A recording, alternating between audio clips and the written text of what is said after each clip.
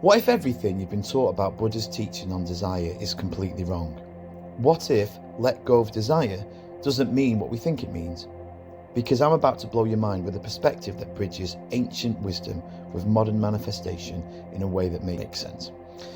Buddha says that desire is the root of all suffering. So for centuries, spiritual seekers have interpreted this to mean that we should want nothing, desire nothing, become monks who renounce the material world. But here's what I think Buddha was actually saying, and it does change everything. Buddha wasn't telling you not to desire things. He was telling you, me, to let go of wanting, that feeling of a lack, the energy of not having, because that's what creates suffering. The desire itself isn't the problem. It's the attachment to the absence of what you desire that causes pain. Think about it. When you desperately want something, what are you really feeling? You're feeling the absence of it. You're vibrating at the frequency of, I don't have this. You're constantly aware of the gap between where you are and where you want to be. That feeling, that's what Buddha was saying causes suffering. Abraham Hicks teaches something that completely opposite to Buddhism on the surface, but is actually the same truth from a different angle. Abraham Hicks says that we're here specifically to desire. That desire is the leading edge of creation. That wanting new experiences, new things, new relationships is what life is all about. We're here to explore, expand, and create through our desires. So who's right, Buddha or Abraham? The answer is both. They're saying the same thing in different languages. Here's the key distinction that changes everything. There's a massive difference between desiring something and wanting something. Desire in its pure form is joyful, creative, expansion. It's, wouldn't it be fun to experience this? It's excitement about possibility. Wanting, on the other hand, is lack-based. It's, I don't have this and I need it to be happy. That's what suffering really is. Buddha was saying, let go of wanting, the suffering, the lack, the attachment to not having. Abraham is saying, embrace desire, the joy, the expansion, the creative impulse. They're both pointing the same truth, but in the energy of creation and joy, not in the energy of lacking and suffering. Here's what happens when you constantly are wanting things. You wake up and immediately think about what you don't have. I want a relationship. I want more money. I want a better body. I want that job. Every single one of those thoughts is affirming lack. You literally practice the vibration of not having what you want, which means the universe gives you more experiences of not having what you want. The law of attraction doesn't respond to what you want, it responds to what you are. When you are wanting, you get more situations that create wanting.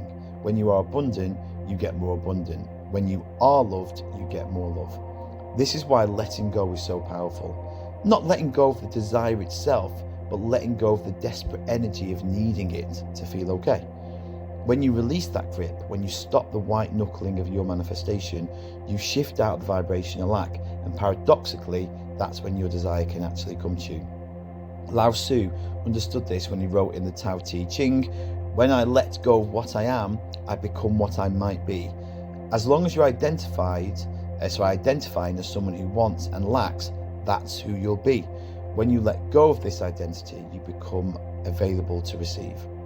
Neville Goddard taught us about living in the end, feeling as if you already have what you desire. That's the opposite of wanting. That's the embodying of having. You're not wanting and waiting and hoping. You're being grateful, fulfilled, and complete.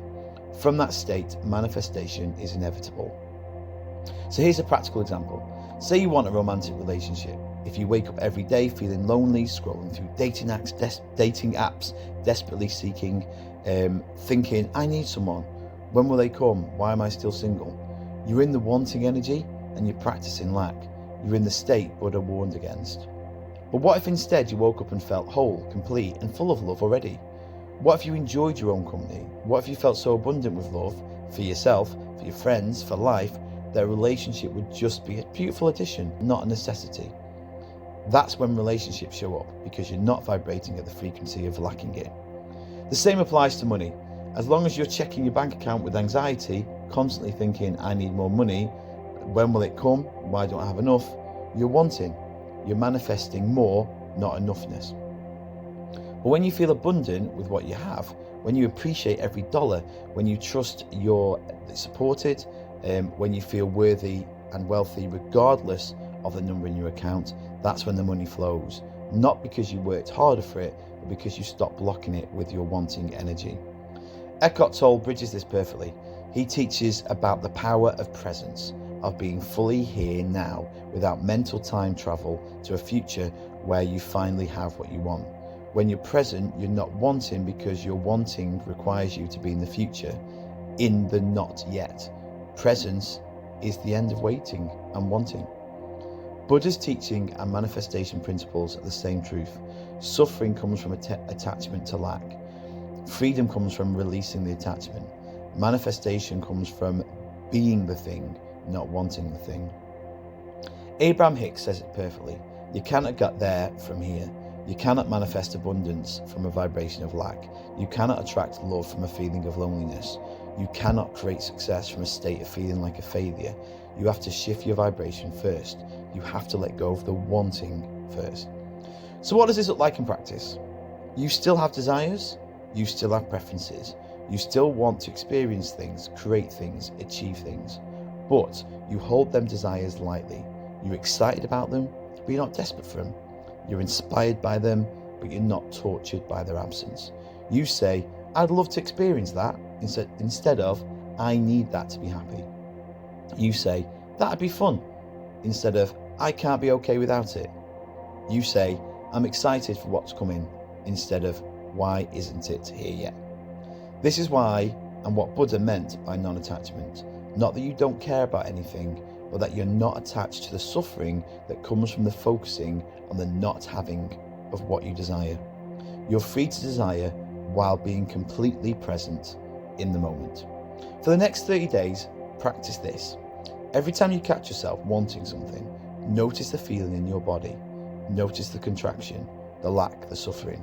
Then consciously shift. Instead of wanting, feel as if you already have it. Feel abundant, feel complete, and feel grateful. Let go of wanting, not desiring. Let go of lack, not preferences. Let go of suffering, not of dreaming. That's what Buddha meant. That's what manifestation teachers mean. That is the key to everything. Stop wanting and start being, and watch your whole reality shift. Thank you so much for watching. If this resonates, then please drop me, a heart to show us that you've made it to the end. I make these videos as a guide to help you reconnect with knowledge kept within you. As always, take what resonates with you and release the rest. Please follow the page for more content, or if you want to treat yourself, buy 100 Messages from the Universe book for daily guidance. Thank you for being here. Thank you for being you. Keep shining, and I'll see you in the next video.